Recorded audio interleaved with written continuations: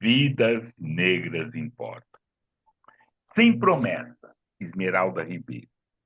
O mundo não me fez promessa, bem que ele poderia ter me feito promessas. Daquela que ficarei jovem para sempre, que eu chore meus mortos, mas ninguém chore por mim. Poderia florir minha caminhada, deixar nossos filhos serem crianças para sempre, brincadeiras eternas, corrigir uma palavra dita e o tempo passado seria sempre presente, sem precisarmos ficar no portão à espera do oi do filho ou da filha.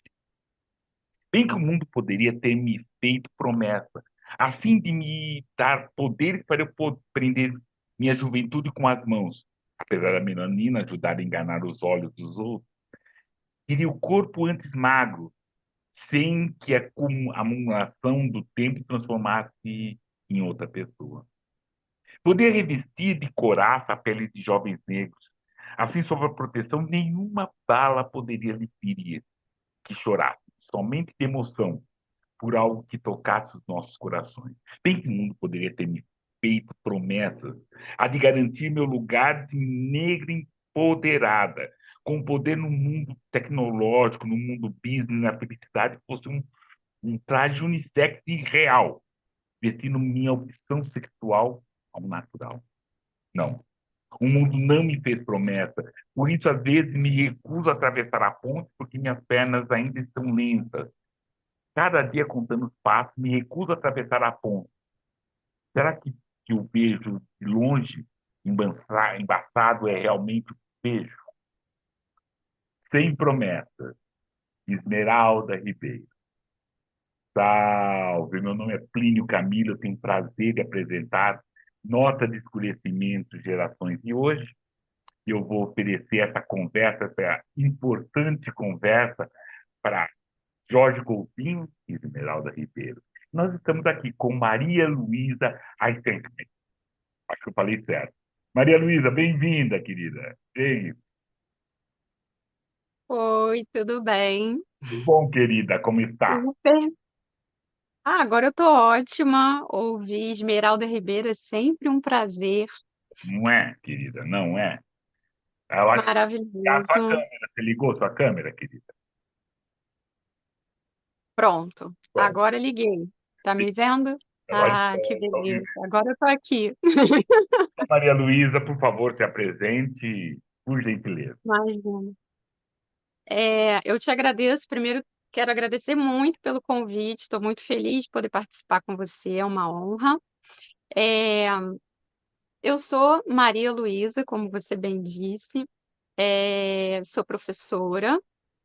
Sou principalmente professora há 25 anos, lecionando. Tenho muita honra e muito orgulho dos educadores que passaram pela minha vida. Sou pesquisadora de literatura negra brasileira. Sou mestre em literatura brasileira pela UFRJ. E, ao longo dos anos, venho me assumindo escritora. Nesse processo, né? Que a Esmeralda bem coloca nesse poema que nenhuma promessa nos foi feita, né? Nada foi feito para nós além daquilo que ninguém quer. Hum, É, a gente precisa se apoderar daquilo que nós queremos para nós mesmas, enquanto mulheres negras, enquanto pessoas negras, né? Então, ser professora era um sonho desde a infância do qual me apoderei e tive a honra de ter muitos professores negros que me incentivaram para que eu realizasse meu sonho. É, E outro sonho que eu tinha era de ser escritora negra. E esse processo do mestrado me ajudou a assumir esse sonho, porque eu já escrevo desde sempre. Publicava materiais didáticos desde 2013, mas não me via ainda, não me assumia enquanto escritora. E aí, durante o processo de pesquisa para o mestrado, foi um processo, eu vou até mostrar aqui, que eu tenho muito orgulho desse material. dessa dissertação, né? É, que tem como título Potências para além das cicatrizes coletivas, protagonismo erótico feminino nas escrevivências de Carolina Maria de Jesus, Geni Guimarães e Miriam Alves. Foi um trabalho construído, eu falo que a pesquisa, a escrita, é um processo um pouco solitário, mas na verdade foi um trabalho construído a muitas mãos, né? Alguns termos eu fui tratando, inclusive antes mesmo de entrar, de passar pelo processo seletivo, né? Durante o processo de preparatório do mestrado mesmo, no Instituto Oju, que é um instituto formado por mulheres, enfim. O Tudo foi muito. Instituto Anju é uma sigla? Instituto Oju. Oju, O Oju Oju, é perdão. um instituto que hoje ele é presidido pela Cacá Portilho, que é uma intelectual negra bastante conhecida aqui no Rio de Janeiro, principalmente, né? Ela faz 2 doutorados, ela é da UERJ, enfim. E é, é- o Instituto Oju, ele é um instituto formado por mulheres, tem uma história muito bonita e trabalha principalmente focado na educação voltada para o aprimoramento da população afro-indígena. Então, é muito interessante, tem muitos cursos e eu tive a oportunidade de fazer alguns, dentre eles o preparatório para o mestrado lá. Então, o termo cicatrizes coletivas nasceu lá, né, sentada em roda entre mulheres. Então, eu tenho muito carinho por essa dissertação. E eu queria muito falar sobre as potências das mulheres negras, porque na academia, antes de ir para a academia, eu já tinha uma militância, né, através do movimento negro evangélico aqui no Rio de Janeiro. Comecei o meu letramento racial. Eu nasci sabendo que era uma mulher negra, fui criada como uma mulher negra, mas a gente não tinha, assim, na minha época, eu sou de 83, a gente não tinha um letramento racial, não se falava muito sobre isso na televisão, não tinha internet, enfim. E aí, em 2014, eu conheço essa galera e comecei ali a trabalhar e a estudar mais sobre isso. E eu via muita tristeza, assim, né? Muita luta, muita dor. E eu ficava pensando, poxa, mas a gente construiu tanta coisa, né? E na academia se falava muito sobre as dores sempre. E eu queria falar sobre as potências. E através da pesquisa, foi muito interessante que em 2 anos aconteceu, nossa, muita coisa, assim. Inclusive, eu mudei a forma como eu enxergava a minha religiosidade, por exemplo, né? Mudou completamente. Então, foi um processo muito importante. E a partir daí, quando eu vi aquelas mulheres, né, a Miriam Alves, a Geni Guimarães, a própria Carolina, né, enfrentando a Conceição Evaristo, né, que eu entrei com a Conceição Evaristo como teórica, falando sobre escrevivências, foi um processo muito importante para eu perceber que eu estava tentando empoderar outras mulheres. Eu admirava esse empoderamento, mas eu não estava me apropriando dele. E aí, a partir daí, foi que eu comecei a publicar as minhas ficções. E aí, se você me dá licença, eu queria ler um poema que eu escrevi para as minhas avós. Posso? Por gentileza. Por gentileza. Não, sendo assim, vou então aproveitar nesse respiro. Quero que você volte a falar dessa sua dissertação e, por favor, Aham, um pouco também desse movimento negro evangélico. Né? Isso tá. para nós Uhum, é interessante. tá. É, para quem não sabe, meu nome é Maria Luísa. Maria, todas as minhas avós e bisavós se chamam Maria, tanto de parte de pai como de parte de mãe. E Luísa, porque a minha família, enfim, é, é, por várias questões, o meu pai era da Umbanda e minha mãe demorou muito para conseguir ser mãe, né? E aí, é em homenagem à vovó Luísa, uma entidade da Umbanda que me prometeu a minha mãe. E aí é assim que nasce meu nome, Maria Luísa.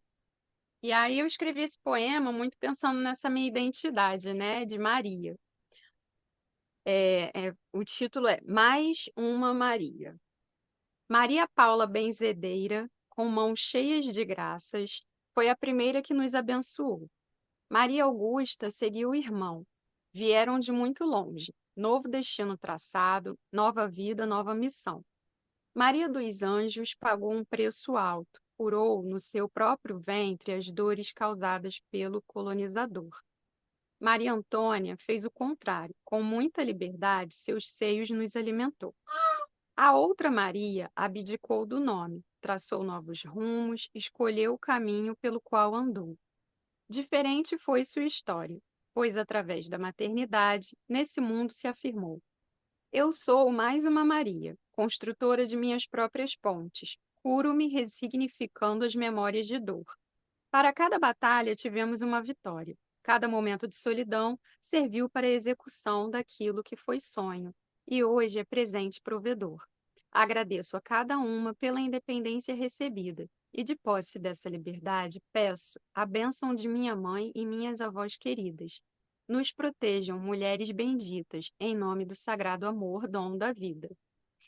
Esse poema está publicado nesse livro aqui, Cartas para Elas, volume 2, é, junto com uma carta que eu escrevi, e eu tenho muito orgulho desse livro, porque foram mulheres, é uma reunião de mulheres maravilhosas, incríveis, e cada uma escreve uma carta para um público feminino mesmo, para outras mulheres, é essa a ideia. E foi muito bom me reunir com essas mulheres, sabe? A gente está sempre fazendo um pouco umas pelas outras, a gente criou laços e o livro com isso foi se propagando e é um best-seller da editora, do selo. É um selo feminista, editora Pronome é Elas, e é o mais vendido, é a antologia mais vendida da editora, e isso é muito bacana, né? Muitas mulheres publicaram pela primeira vez e isso deixou a gente com muito orgulho. Você me pediu para eu falar mais sobre a dissertação e sobre o movimento negro evangélico. Comece por onde você Só, quiser, por só gentileza. um minuto, deixa eu só pegar meu cachorro que ele está chorando aqui. Tá ótimo. Então, aproveitando assim quem está nos assistindo, né? Por favor, assine o canal, faça os seus comentários e principalmente assim, assinar o canal das aprovações, porque com isso mais gente, né? Divulgue, ajude essa questão. Divulgue esse trabalho, né? Essa fala da Maria Luísa, as outras, né? Os outros encontros que nós tivemos. Quem puder, por gentileza, assine o canal, divulgue essa história. Pois não, Maria Luísa? Então, eu vou começar falando sobre o MNE, Movimento Negro Evangélico. O Movimento Negro Evangélico, ele já era antigo, acabou, e aí volta, eu acho que por volta ali de 2013, 2014, através de uma iniciativa do pastor Marco. E aí ele começa aqui no Rio de Janeiro e hoje ele está espalhado por aí pelo Brasil. É, o movimento negro evangélico tem como pauta o combate ao racismo dentro das igrejas e em outros espaços religiosos, sabe? E eles têm um trabalho muito bonito. Eu já não faço mais parte do movimento negro evangélico, porque, assim, como eu disse, religiosidade na minha casa era uma coisa muito presente. Então, a gente foi mudando, assim, né, ao longo do tempo. Eu passei muitos anos, não tenho problemas também em falar sobre isso, passei muitos anos na igreja evangélica, mas durante o processo de pesquisa, eu já estudava sobre os orixás anteriormente. Durante o processo de pesquisa, realmente, eu não consegui mais me ver nesse ambiente evangélico. Então, eu já não faço mais parte. da Igreja Evangélica, por isso não faço mais, não estou mais no MNE, mas participo dos eventos que eles promovem, porque eu acho de extrema importância a existência do coletivo, a existência do movimento, que é extremamente acolhedor. É, aqui no Rio de Janeiro, a Andressa Oliveira é a liderança, né? É a principal liderança do movimento. Eles estão presentes na Marcha das Mulheres Negras, na Marcha pela Liberdade, de culto, de religião. Estão sempre presentes nos eventos que tratam sobre a questão racial. Tem o apoio do pastor Henrique Vieira, do professor Ivani. Então, estão fazendo um trabalho muito bonito e eu sou suspeita para falar porque até nas minhas palestras eu vou, levo e falo, olha, sigam o movimento negro evangélico. Porque a gente tem um número de evangélicos aqui no Rio de Janeiro muito grande e a gente também sofre muito com algumas questões disseminadas, né, contra as religiões de matrizes africanas, que colocam muito essas religiões, tudo que vem de África é demonizado, né? Então, é muito importante esse trabalho que eles fazem. Eles trazem mesmo o racismo como pecado, porque é isso, né? Não existe religião nenhuma que diga que racismo é bom. Não existe nenhum embasamento teórico que trate isso como algo normal, ok, né? E é muito bonita a maneira como eles trabalham essa questão. Então, eu acho, nossa, de extrema importância a existência desse movimento e a forma como eles se colocam e são abertos. Eu hoje eu frequento a Umbanda, né, há alguns anos já, desde que, enfim, desde da pesquisa e fui bem recebida nesse espaço e eles continuam me chamando para fazer trabalhos, fazer eventos com eles. Então eu me sinto acolhida. São meus amigos. Realmente eu sinto esse espaço como um espaço de acolhimento. Enfim, acho que respondi a sua pergunta. Tem Nossa, as redes, tem as redes sociais do MNE, MNE Rio e MNE Brasil. É, em relação à pesquisa, a pesquisa começou assim. Eu até hoje estava conversando com uma outra escritora, ela fez uma roda de conversas, enfim, e a gente estava falando isso. Que a gente tem na academia, na universidade e até em sala de aula mesmo, a gente faz o máximo para se aproximar da cultura afro-brasileira, né, que chamam na sala de aula. E mas a gente tem durante um período ainda alguma dificuldade de conhecer escritoras negras, né? A gente tinha, eu, por exemplo, tive, eu acho que privilégio, né, de nascer numa casa em que minha mãe, apesar da gente não ter muita grana, ela priorizava a leitura. Então, ela, quando eu nasci, já tinham livros, enciclopédias, né? Aquela coleçãozinha para gostar de ler, tinha lá na minha estante e tal. Mas a gente não tem esse contato com escritores negros, né? Tirando com exceção de Machado de Assis, que eu ainda consegui descobrir que Machado era negro, ele me foi apresentado já como escritor negro. Muita gente não tinha isso, né? Não tinha esse acesso. E aí, quando a gente começa a frequentar movimentos sociais, que essa pauta é levantada, a gente começa a estudar, e aí a gente descobre um mundo, né? E comigo não foi muito diferente.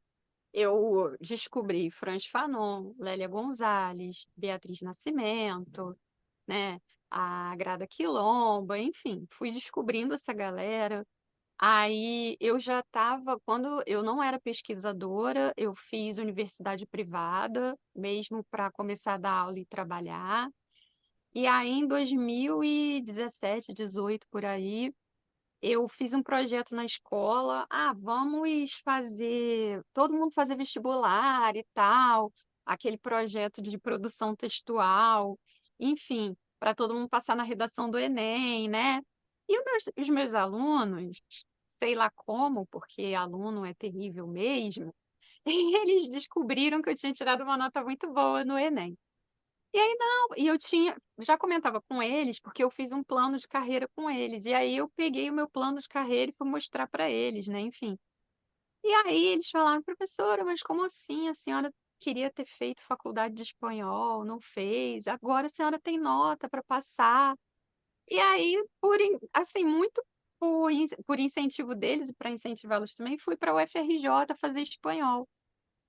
E acabou que na UFRJ eu tive acesso à literatura negra, de ficção, né? Aí conheci Carolina de Jesus, que normalmente é por onde a gente começa, né? Com Quarto de Despejo, e Conceição Evaristo, com Poncia a Vicente.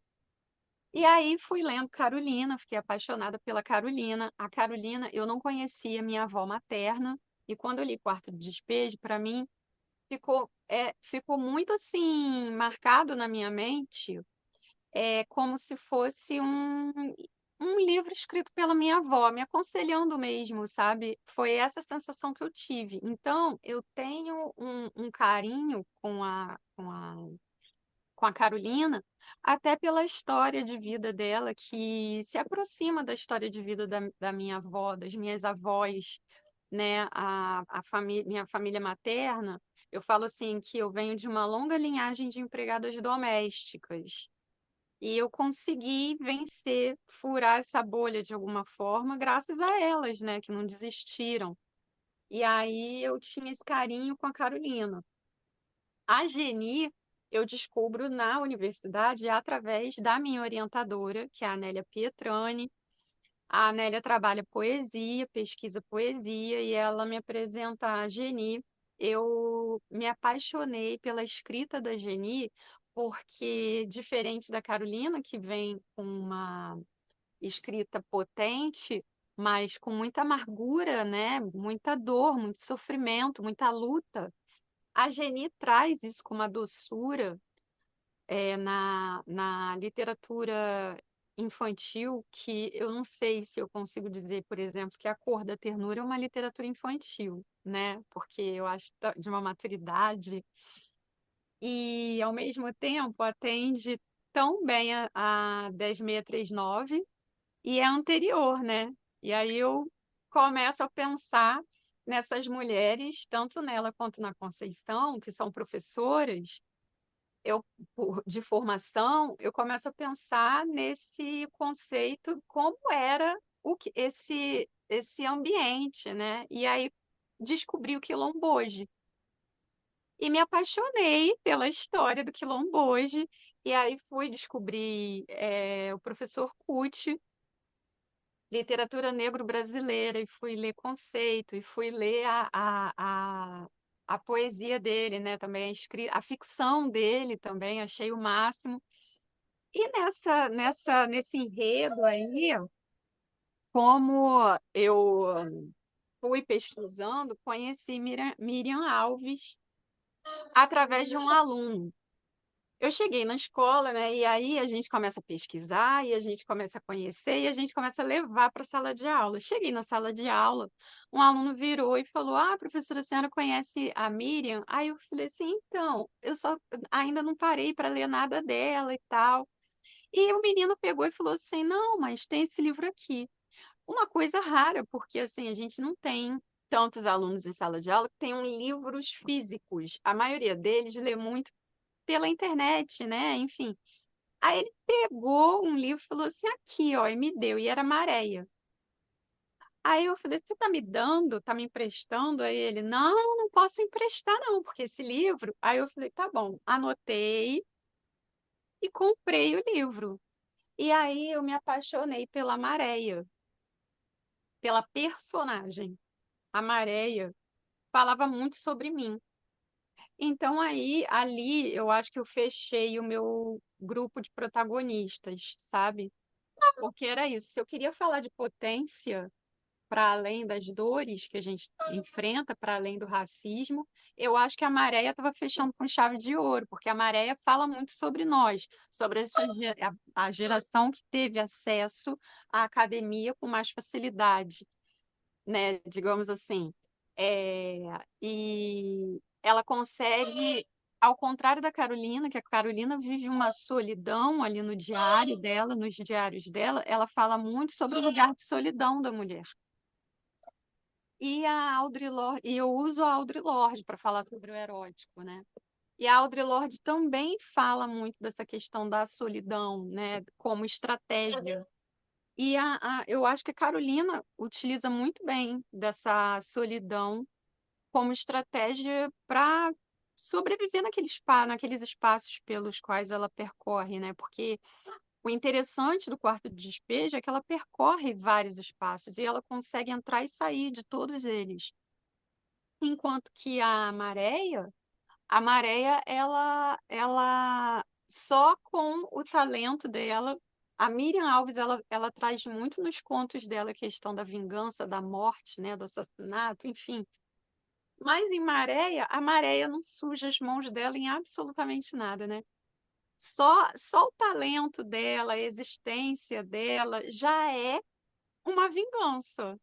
E é uma vingança tão justa. E aí eu começo a pensar nessa questão da cultura iorubá, porque ela traz muito isso, a Miriam traz muito isso no livro, né? E aí pensando, eu fui pensar nessa justiça, nessa noção de justiça, de Xangô, e, né?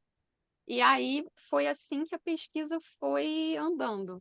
Eu falo que trato todas essas escritas como escrevivência pelo conceito de que não é uma história para ninar os da Casa Grande.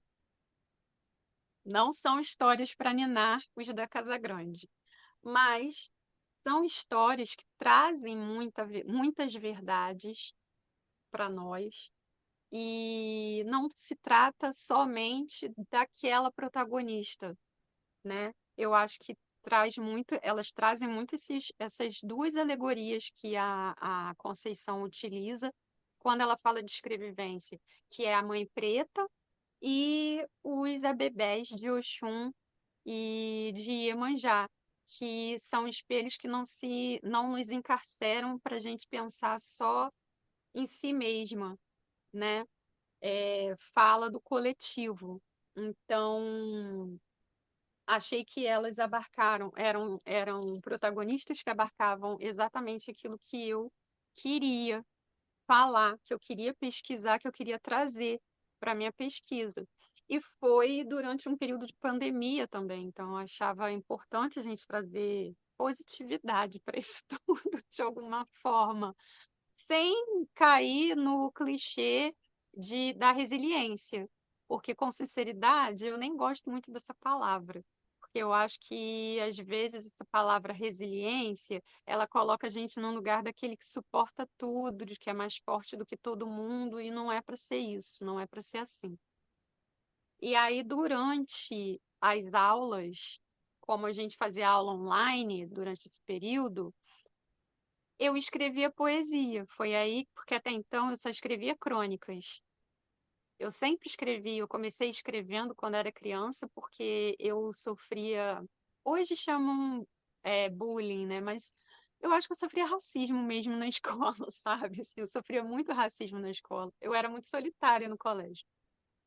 E aí eu chegava em casa muito triste, muito chateada, enfim. E depois que minha irmã nasceu, minha mãe já não tinha tanto tempo assim de ficar comigo, né? Minha mãe foi trabalhar. Aí ela me deu um diário, ela sempre me dava diários.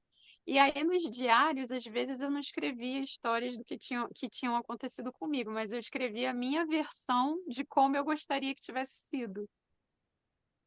E a partir daí eu comecei a escrever crônicas. Eu escrevia principalmente no período de faculdade, que eu trabalhava muito longe de casa e estava sempre no transporte público. Eu via muitas situações no dia a dia e eu escrevia sobre essas situações. Mas durante o mestrado, como a gente estava em casa, eu comecei a escrever poesia.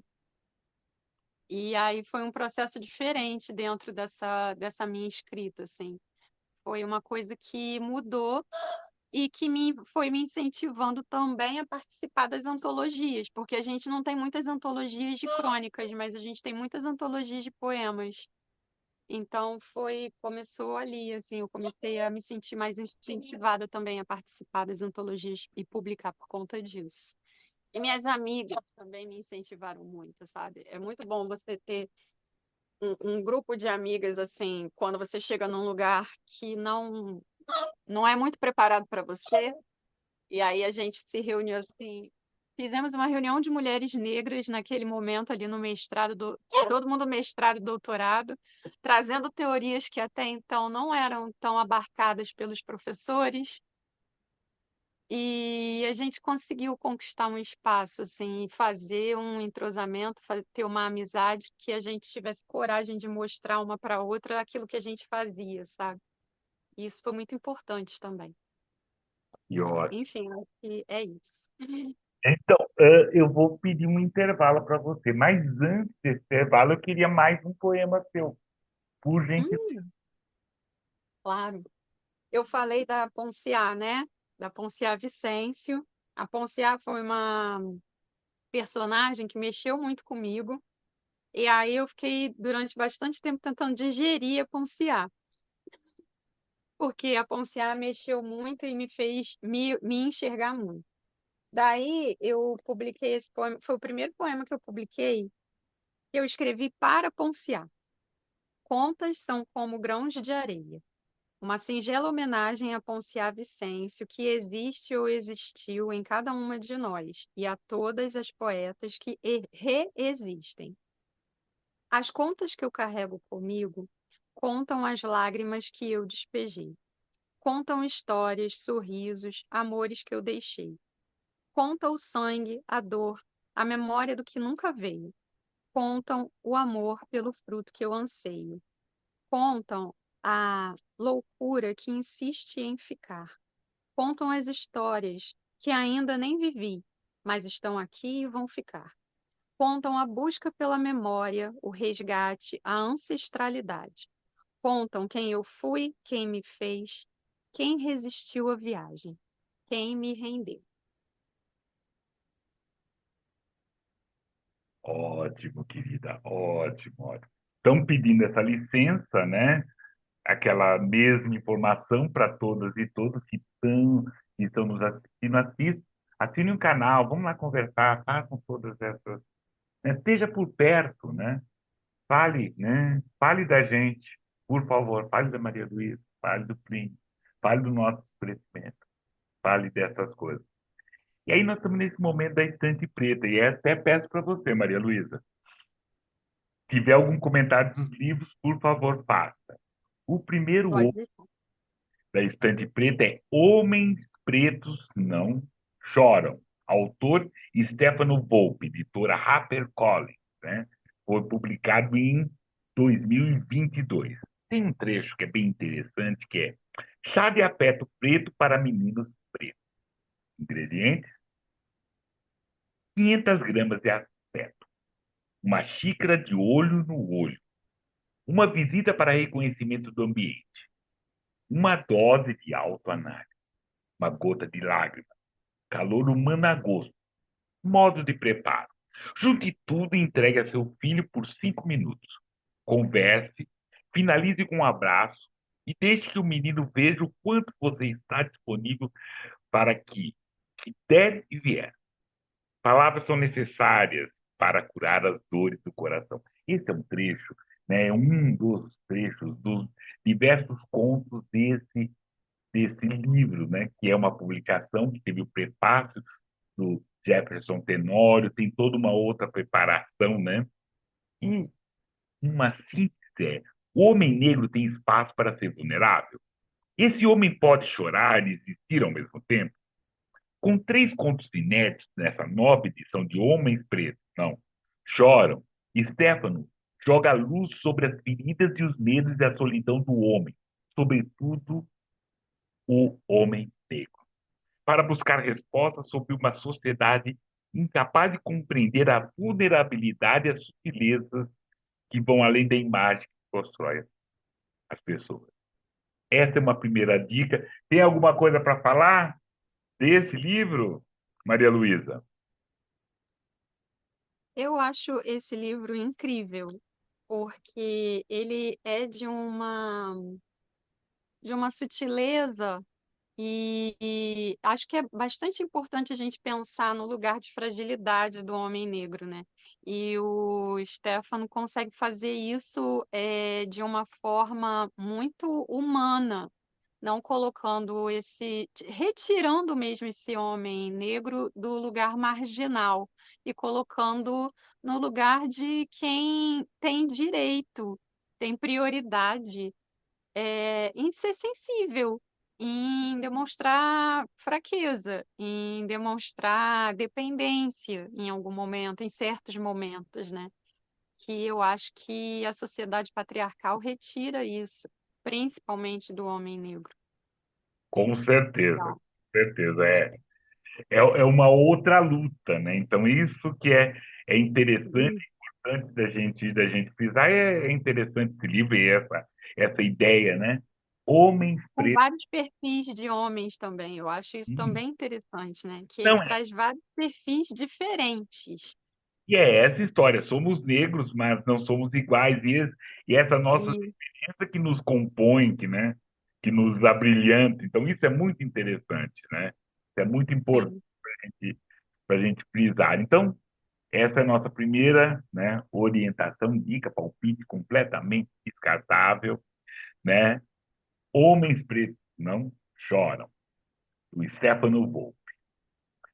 O seguinte é interessante, é Performance do Tempo Espiralar, Poética do Corpo em Tela, autora Leda Maria Martins, editora Cabobó. Esse já vou pedir para Maria Luísa falar dele. Já não, volta. Volta, Maria Luísa, fale dele, por favor. Então, performance do tempo espiralar, eu acho muito interessante. A professora Leda, ela é uma referência, né, na teoria para quem está pesquisando literatura, está pesquisando, está fazendo todo tipo de pesquisa artística, de linguagem artística na academia. A professora Leda, ela é referência e ela traz nas palestras, nas aulas dela, eu já tive oportunidade de assistir algumas palestras dela, ela traz muita questão da oralidade, que é muito interessante do quanto o nosso corpo todo fala através até da poesia, né, da escrita. É, então, a forma como ela fala, ela traz essa questão do tempo, também é interessante, porque ela foge da questão da linearidade, né? Eu acho que é isso. O que o livro traz é a fuga da linearidade, que é muito ocidental. E quando ela traz o espiral, ela traz a roda. E a gente, na nossa cultura africana, né, a cultura indígena, a gente está sempre em círculo. Então, ela traz muito o círculo, o espiral como círculo, né? E isso é bem interessante para quando a gente vai pensar a epistemologia que você utiliza para falar de autores negros. Então, na academia, realmente é quase que um livro obrigatório, todo mundo tem. Então, Para quem quer pesquisar, é quase obrigatório. essa dica, essa orientação, esse reforço, performance do tempo espiralar, poética do corpo em tela, tá? Professora Leda Maria Martins, editora Cabobó.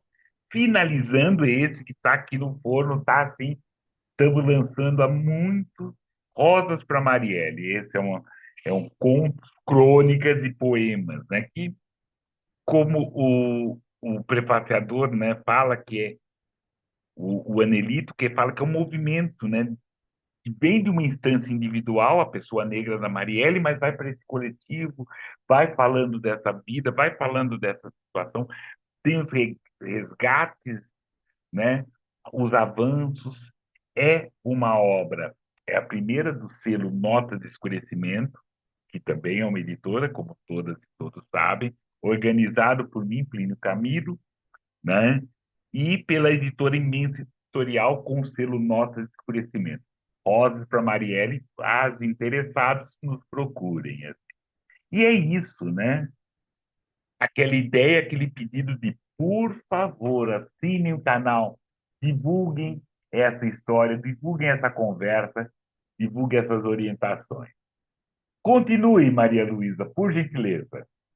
Eu já quero meu livro, tá? Opa, então já conversamos, né? Nos bastidores, a Já gente quero meu livro. Então, Plínio, em relação, já falei em relação à pesquisa, falei em relação a como eu comecei a escrever. é, Esse processo acadêmico para mim foi importante. Eu acho que, apesar da gente não começar a se interessar pela cultura e pela literatura negra a partir da academia, hoje a gente tem um espaço bastante amplo para se aprimorar nesse sentido na academia, nas universidades. Ainda temos um longo caminho a seguir, mas já temos um bom começo, a gente tem já uma boa estrada. E aí, dentro dessa questão acadêmica, a gente escreve muitos ensaios, textos, né, enfim, que precisam ser publicados para a gente ter créditos, enfim, toda essa coisa que é estressante. Hum, Mas o meu grupo de pesquisa, o Unielme, que é um grupo que foi formado em 1993 por mulheres acadêmicas, para pesquisar e dar voz e incentivar e trazer cada vez mais mulheres para o cenário, para a cena da literatura, né? Eu tive a oportunidade de publicar com elas. E foi também muito interessante publicar um ensaio crítico nesse livro aqui, que inclusive essa mãozinha da capa é da minha orientadora, Nélia Pietrani, que também faz parte do Ampol. É, Foi uma oportunidade bem bacana. Ela é organizadora junto com duas outras pesquisadoras do grupo.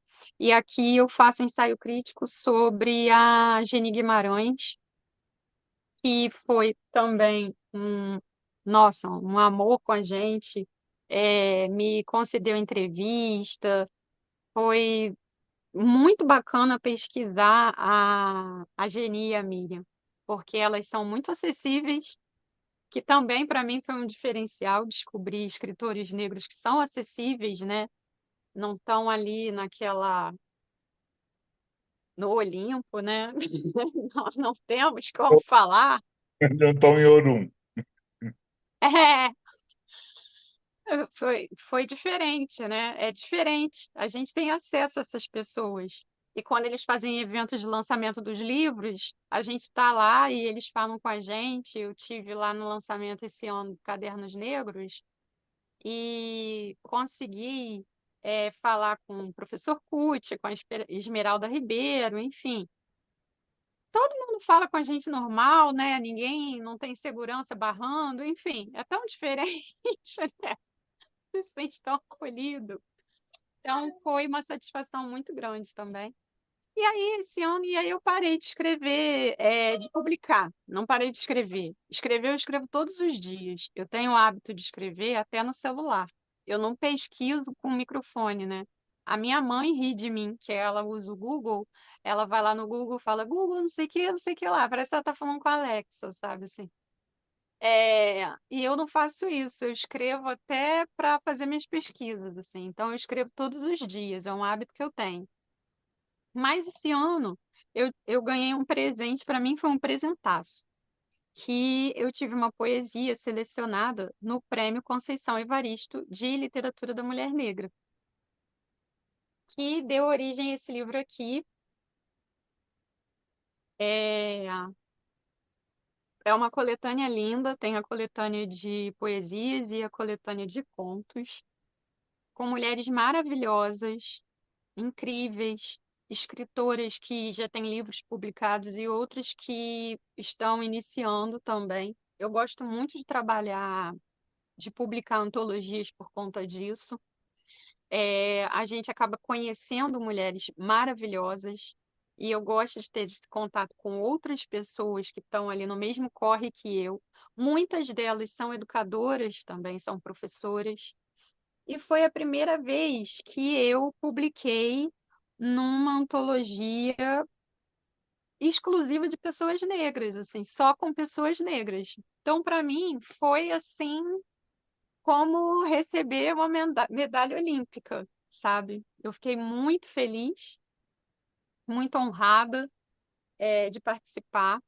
É um livro que recebeu incentivo público, então, para você adquirir, você tem que ir a um dos eventos que a editora Metanoia faz, promove, com as escritoras, e aí você recebe gratuitamente, e também ele está gratuito na internet.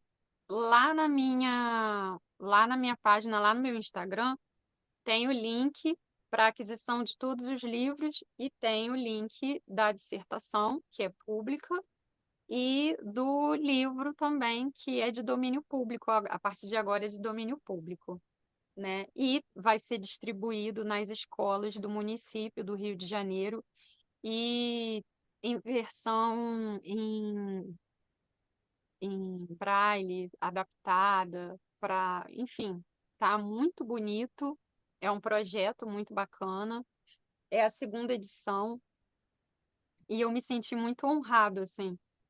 Acho que mais iniciativas como essa são importantes, sabe? Cada vez a gente está fazendo mais. E é isso, assim. Por enquanto, é esse meu processo. Publico, quem quiser me seguir lá no Instagram, também publico alguns poemas no Instagram. É, publico alguns vídeos falando sobre cultura negra, sobre literatura negra, dou dica de leitura lá, que às vezes chega um livro novo que eu vou, como pesquisadora, eu compro, gosto, vou lá e indico, de amigos que lançam também, amigos escritores, porque a gente tem que se apoiar, porque é nós por nós, enfim. É isso. Com certeza, querida. Eu acho, né? Vamos aqui, muito legal, muito importante, muito emocionante. Gostei, né, dessa nossa conversa. Foi e está sendo extremamente produtivo e para você saber e fazer esse trabalho com a Miriam, com a Geni, com a Carolina é muito interessante. Vou procurar ler, vai estar nos comentários, vai estar aqui para todos e todos que desejarem, né? E é isso, querida. Eu quero agradecer sua gentileza, agradecer sua disponibilidade, né, de poder vir, ter falado todas essas coisas, assim. Muito obrigado, querido.